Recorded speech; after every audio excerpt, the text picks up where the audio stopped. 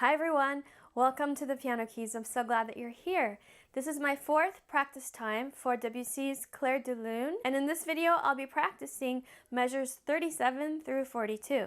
Just a reminder, the practice time videos are not note-by-note tutorials like my other ones. Practice time is basically where you get to look over my shoulder and see how I would practice a piece in real time. Now, I've already practiced this piece in my real life, so it's not like the first time I'm looking at it. But also, it's not in my fingers. Like, I haven't really played it in a really long time. So you get an approximation of what it's like to practice. If this version of Clair De Lune is a little bit advanced for you, then I do have an easier version that has been really popular. You can find the link to the sheet music below and also a link to the performance of that version. So if you're ready to practice with me, get your books out, your pencils, sit at the piano, and let's do this. I'm going to practice the left hand first, and no pedal. We're just kind of figuring out where to play and what to play. So the thing that makes this part challenging is that you've got these, intervals of seconds and thirds down here, and then you also have to play. Now, Debussy says that he wants you to hold this B for, as a dotted quarter note, but really, in my case anyway, this I can hold, but as I move on, I can't hold anymore. So I don't even bother holding this one. I just kind of hold it as long as I can, and then I move on. And I do 4 and 5. So here, okay, Elvis is now snoring. So here, because the fourth finger is weak and the fifth finger is the small finger, you really want to think about how you're going to play this, because what will tend to happen is, this kind of thing. We don't want that. We want both notes to sound at the same time. So what I'm thinking about is the fourth finger is kind of like gripping the key. It's pulling inward a little bit. And that makes it feel stronger. The other thing I'm thinking about is putting the weight of my arm evenly between these two fingers. Like that. Then I do 5 and 3, and I'm using this B as my like anchor note, and I'm putting my first finger on it, and I'm putting my first finger on it every time. So watch.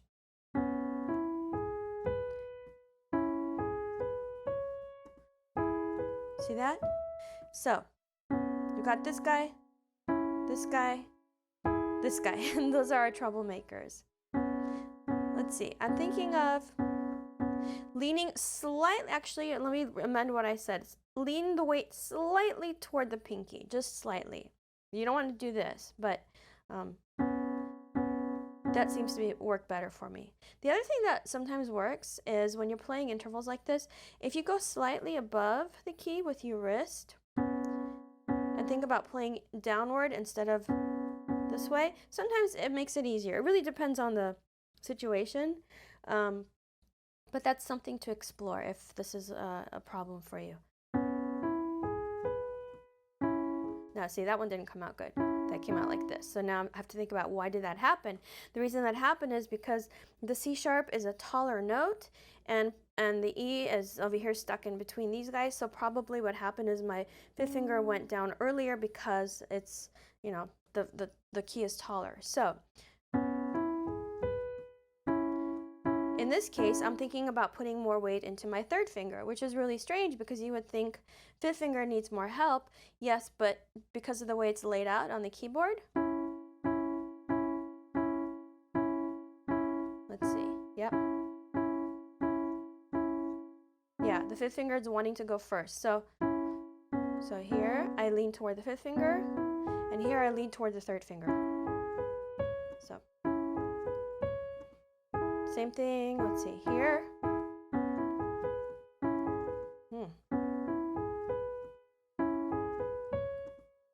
Now here, I have to lean back toward the third finger because, look, the fifth finger, because the third finger is on a taller key. I hope that makes sense. Like it's higher on the the surface here. So lean toward 3, lean toward 5. I'll do that without talking. You can really hear it.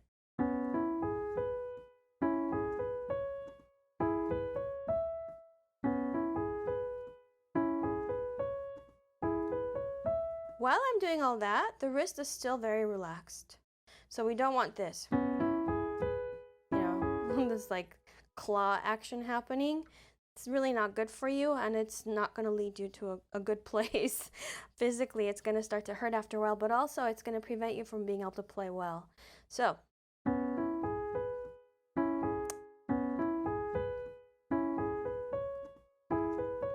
now here we're back to single notes,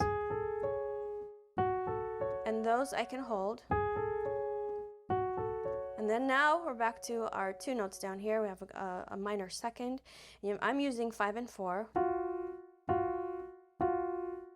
And I'm leaning more toward the pinky. So I'm giving more weight to this part of the hand. So. Okay, moving on. I'm using this cactus to hold the page in place. Now, we've got another second, the same, some major second. Same thing here, I'm using 5 and 4. Let's see. Yep, I'm leaning more toward the pinky. So I'm breaking this down for you. Normally I would just play it and like have all this stuff going on internally and not spend this much time thinking about it. But I want to, if you're having trouble with this, I want to help you the way I would if you were my student. So I would explore what I'm doing and then suggest that you do it, and then you try it and see how it works for you. Everybody's body is different. However, we have a lot of similarities. Our pinkies are always smaller than the other fingers and so on. So try this. If it doesn't work for you, take whatever you can from it and then experiment. Number 1, stay relaxed. So here I'm going to go ahead and hold that E. Then same 2 fingers, 4 and 5. This one I'm more in the middle with the weight of my hand. Then I'm doing 3 and 5. Did you hear that? The pinky's going down first. So same thing that we did in the previous page. I'm leaning more toward the 3rd finger.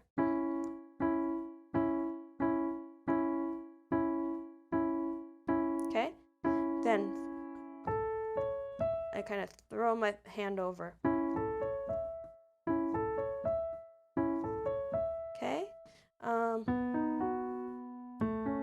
this is easy. I'm probably doing that. All right, now we've got this really beautiful arpeggiated figure happening.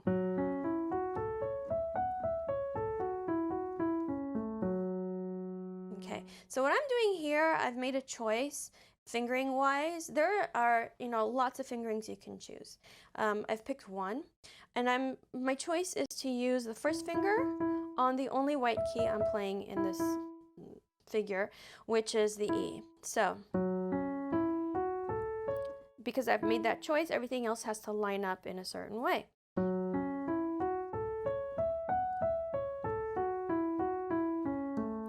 Now on this one, I'm staying kind of above the key. You see my wrist is staying high. I'm not going down and up because I don't have time. It's going to go so fast. And for me, it's easier to reach all the keys if I'm slightly above them with my wrist. So if I were down here, I could play it. But for me, it's a little bit easier to play a little more downward. Now, I'm not saying do that, okay? So please don't take what I'm giving you and exaggerate it. Unless it works for you, then go for it. So I'm up here, and I'm starting with, let's see, what am I doing? Probably starting with 5. It doesn't matter.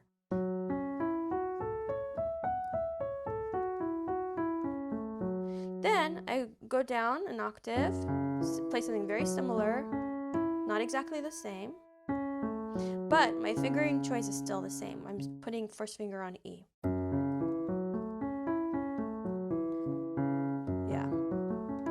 And see how I'm kind of above and I'm just rotating my wrist. So I'm not down here. I'm above in this case. But still relaxed. It just happens to be higher. Here you can do 2-5, 5-2, 5-1, whatever you want to do. It doesn't matter. Now, if you've seen my +1 technique video, you'll notice that I'm going to practice using that. If you haven't seen it, putting a link for you right here. You can go check that out and then come back to this video. I really use that technique. My students use it. It helps. So here's the thing. There aren't like advanced practice techniques per se. There are practice techniques that you do in different situations. And whether you're, the most famous pianist in the world, or if you're just starting out, you're still dealing with the same keyboard, with the same finger structure, and your practice techniques are going to be very similar. So just because someone is like a really great pianist doesn't mean they don't have to practice. I just want to make sure people understand that. All right, so if you've gone to see that video and come back, then you'll recognize this. By the way, if you like this video, please press the thumbs up, leave me a comment, both for me, because it makes me happy to see that you're engaging, but also, look, YouTube has billions of videos up, and the way that it knows that video should be recognized is by your interactions, okay? So give me a thumbs up and you'll be helping this channel grow so I can do more stuff like this for you. Now, I'm going to do my +1 technique here.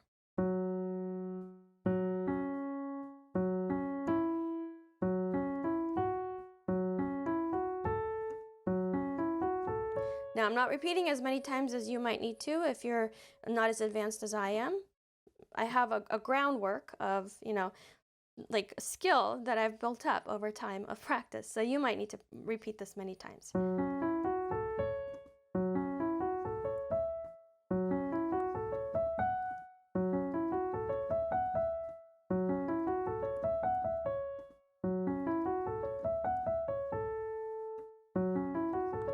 I'm going to do that one again because this one's going to give me trouble. I know it because of the way it's in between the two black keys. So I'm going to do this one a few times and stop on that A to make sure my hand, my muscles recognize that this needs to happen.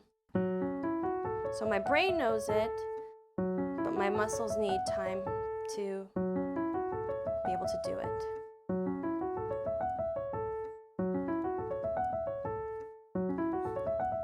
Okay, now I'm going to go on because that feels pretty good.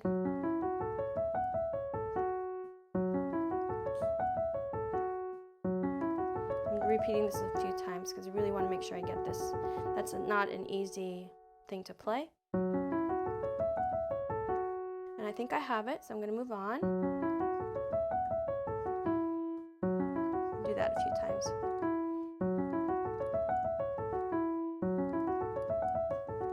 You want to play it so many times that you don't really have to think about it anymore. You might need to think, okay, this is the part coming up where I need to pay attention, but you don't want to have to struggle with what's coming up. And that happens with practice. Remember, practice does not make perfect. That is not true. Do you know what practice makes?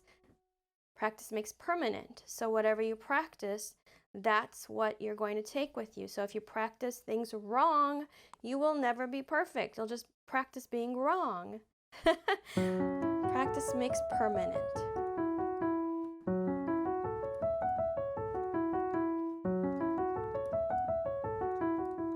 Oops, I did not plan for that one. I'm going to do it again. Oops. Slowing down. Don't be afraid to slow down.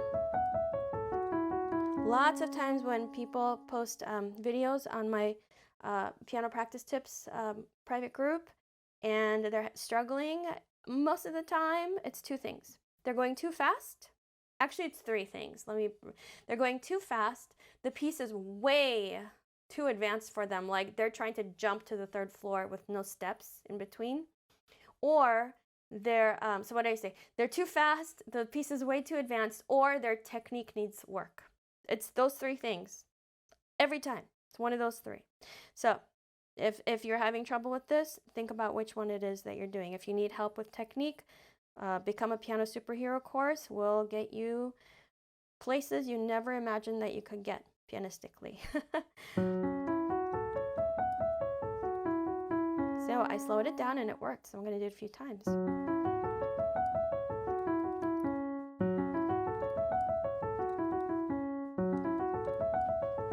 You can see I'm getting a little faster. I'm testing the waters to see if this is getting better.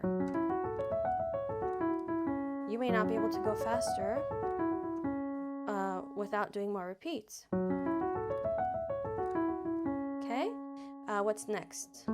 This finger, let's see.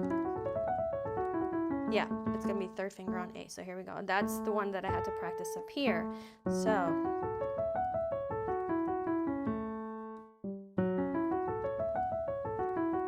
oops. So what I noticed is I'm doing this and the second finger needs to come over a lot quicker. So, not play quicker, but get in place quicker. We want to play it evenly. Okay, now I'm going to stop on this guy. And then see. I guess I'm doing fourth finger there. Okay. I rarely think about fingering. The only time I do is if something is really challenging or, yeah, basically that.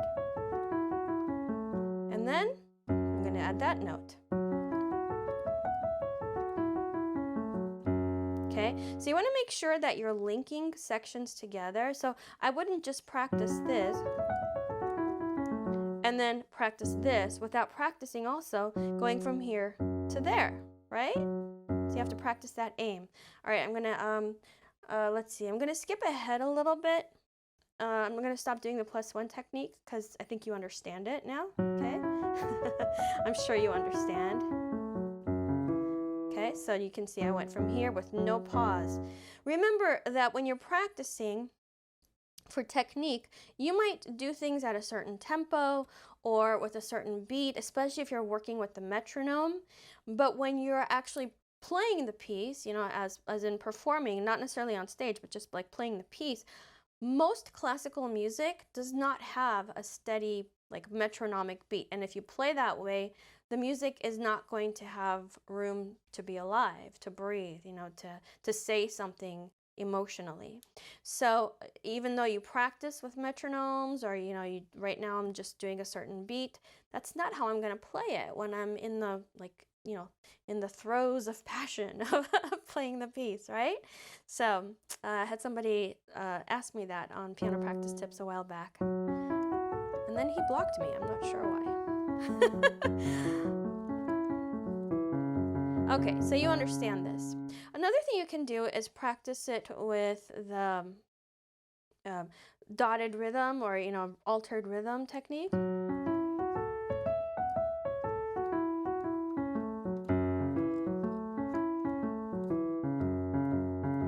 Okay, and then if you want to, you could add the first note of the next section. We're not going to go on. You could do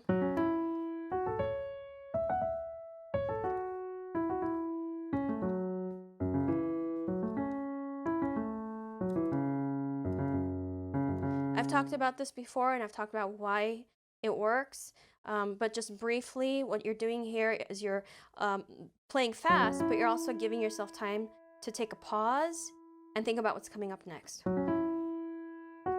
So you're practicing playing fast without committing to a fast tempo.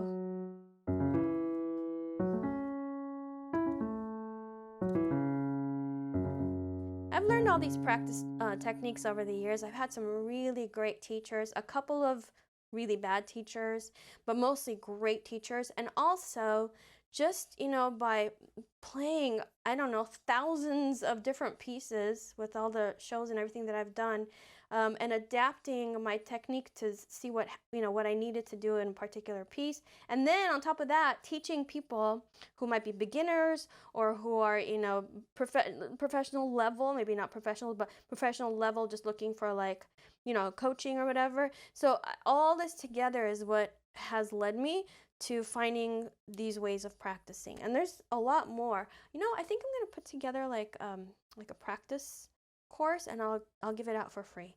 So I'll put that on my list of things to do, a million things to do. That's the left hand. Okay, so now let's talk about the right hand.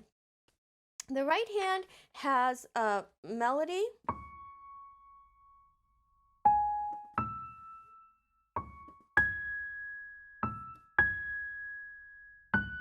Okay, that's the melody, but it also has accompaniment.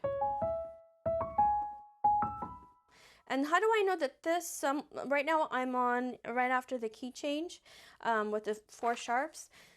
By the way, when you're talking about Clair De Lune, it's hard to talk about what key he's in because it's very like, you know, especially in this particular piece, Debussy, he doesn't just come forward and like show what key you're in.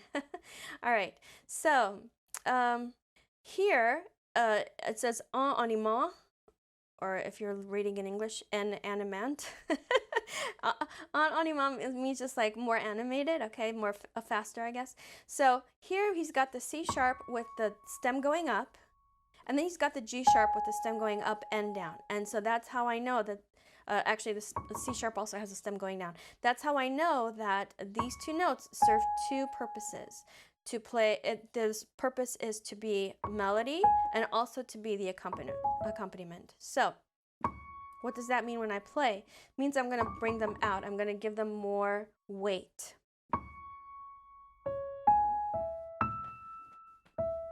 And conversely, I'm going to make the other guys quieter.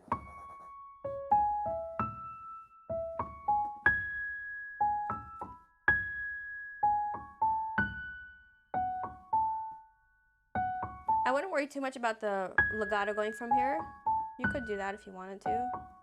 The pedal is really going to help you a lot. All right, moving on. Cactus, come and help me out here. And then here, we got really high note. I hope the camera's catching it. It's a C sharp up here. Then I do it down an octave. Fingering wise, you could do that if you wanted to. I don't want to. I want to do this. Now this is slightly different from the previous measure. So here is where people have trouble with these thirds. All right, so you can figure out different fingerings for this. This is one that I've chosen, and I'll explain why as we go along. So I'm doing 5 and 3, 4 and 2, 3 and 1. Okay, so I'm not gonna do like this, you know, falling into every key, because it's not appropriate here. It's a very floaty. I don't want to do. Did you see how weird that is? So I want to play now. At the same time, I'm not, you know, making a claw. I always want to say that because it might look like my wrist is up and so I'm tense, but I'm really not. Relaxed and just hanging there. When you lift your hand in piano, you should never see this action happening. Do you see how it's like one piece? Never. This is never appropriate. I don't care what you're playing. This is not good. You want this sort of thing. You might, I don't know, there might be things where you're like playing fast, but it's still, the wrist is still usable somehow, okay? So you don't want to tense up the wrist. All right, so we're here. I'm going to stay kind of high up. Now I'm going 4 and 2, then 1 and 3. All right, and now here you have your duplet, which means, so we've been doing like 1, 1 and 2 and 3, and if you want to count it like that. Basically, these 2 notes are going to be slightly longer than these guys, because here we're fitting 3 of them, or 3 instances, into 1 beat, and here we're doing 2 into 1 beat, so they're slightly longer. And then we're tied. Now I'm going to do 5 and 3 over, 4 and 2. All right, so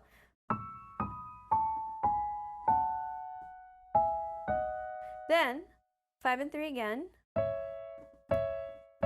Now I'm thinking of playing my 5th finger a little bit heavier so that I can play together. Now 4, 2, 3, 1, 4, 2 again, over. But here we don't have the duplet, we have the same rhythm. So now here I'm going to go 5 and 3 over, hold those guys while I add the A on the bottom, and then, because I want to continue to what am I saying? Continue to connect. I'm going to do this fingering. So 4 and 2, 3 and 2. Okay? So I'll do that without talking.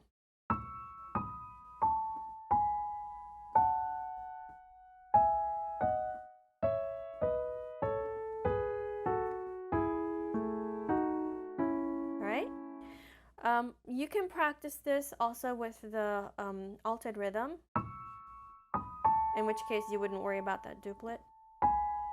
Let's see.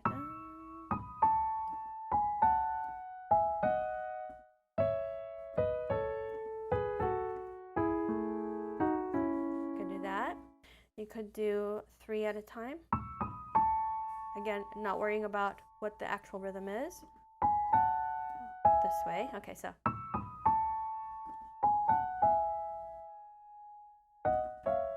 You could do that. All right. So basically, the reason you're doing that is to, again, have a chance to think about what's coming up while also playing fast, but also to kind of get yourself out of the situation of playing it the same way every time, and challenge yourself. You'll improve your technique on it if you're playing correctly, but you'll also improve how you're relating to the music and to the keys. That's all I'm going to say about that. It's a pretty big topic.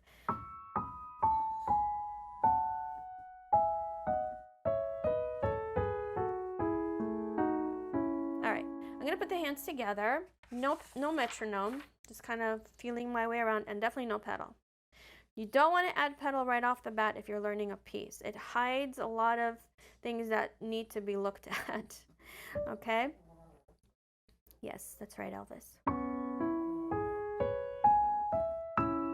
Am I picking? All right, Elvis. I am picking up here.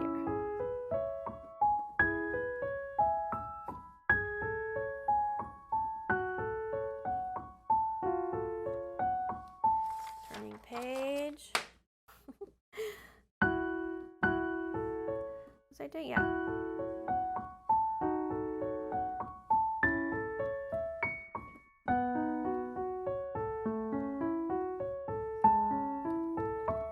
Here we go. So here, the way you're going to fit it, you're going to have 2 notes in the left hand to 1 in the right hand. I'll go really slow. Now, in this part, you're going to have 3 notes in the left hand to each note in the right hand. So let me do that without talking. You'll hear it. Nothing changes in the speed. It's just how the hands relate to each other changes. The speed stays the same.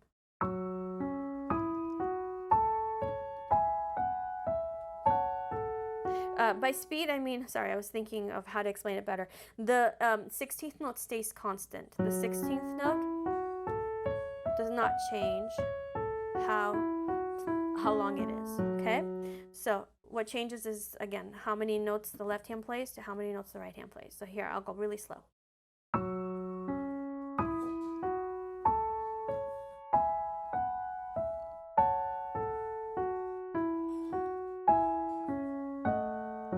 And here, you're going to have 2 notes in the left hand to every note in the right hand.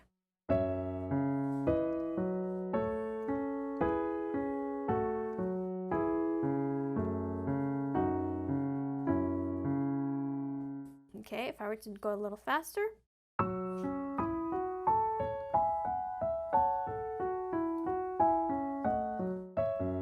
That was not good aim. I'm going to do it again.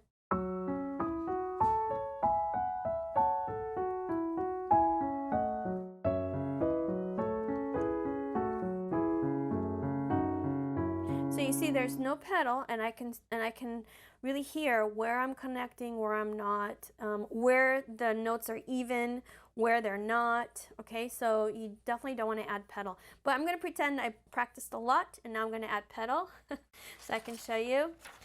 Too bad that there's a page turn here, but anyway. So I'm going to go slowly with pedal. I put down the pedal. Where was I before? Going in here. Oh, I was here. So my pedal is down. I'm going to change pedal right when I play. Change. Change. Oops. Change. Change. Change. Change. Okay, I would do a better job of this if I were not actually talking to you with the pedal. Don't worry about it. All right. Change. So far I'm changing on every beat. Change. Change. Change. Change. Now here, change, holding it the whole time. Why? Well, it's basically one chord the whole way, but also, I was going to say Beethoven, Debussy wants this F sharp in the bass to ring for the entire measure. So if I changed pedal, if I changed here,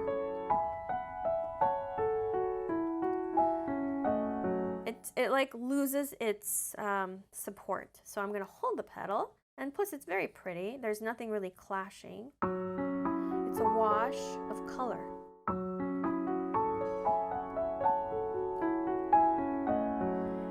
I'm going to go ahead and change here.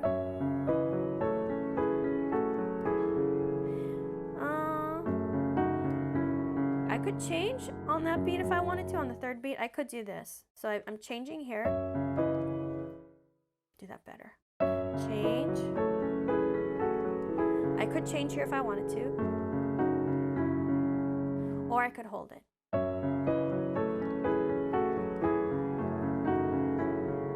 Either one is fine. And it's going to depend a lot on the piano that I'm playing, on the room that I'm playing, and also how I feel in the moment. Right now, I'm on this, digital keyboard that I can barely hear. I have to turn it way down so that it doesn't conflict with my voice. So kind of playing like I can hear it from a different room almost. So right now, it's hard for me to tell what I would do, but those both would be valid. Okay? And then, once you have it learned, you can take your time with it, really enjoy playing it, play it slightly different every time. You do not, and you definitely don't want to be the same every single time that you play a piece. That means that you've checked out mentally. You're no longer there experiencing it in the moment, right? So in theater, they say we make different choices. So if you were to go to a theater production, let's say you're going to go see Lion King, or not these days, you're not going to see anything, but let's say you're going to go see the Lion King. Yeah, the songs are the same, the words are the same, the set design is the same, the blocking, meaning like where people walk, are the same. Those things are the same, The orchestra plays the same notes. However, the choices that are made in how the actors deliver their lines, whether they're singing or speaking, how the orchestra feels it in the moment. Maybe they play a little bit louder in this section than they did the previous night. So it should not be the same exact show every time you see it, even though the set changes are all automated, so things have to go a certain speed, right? But hopefully they're making slightly different choices so that it still stays alive. That was my practice session for this particular section of Clair De Lune. And even if you're not working on this piece, you can still apply the practice techniques to whatever it is that you are working on. Join my Facebook group, Piano Practice Tips, for a nice supportive community of pianists who are also learning to play. We share videos and tips with one another. It's very encouraging. Piano Practice Tips. My website, thepianokeys.com, has lots of really great resources for you. And sometimes I post to Instagram, The Piano Keys TPK. Keep practicing, have fun, and I will see you soon.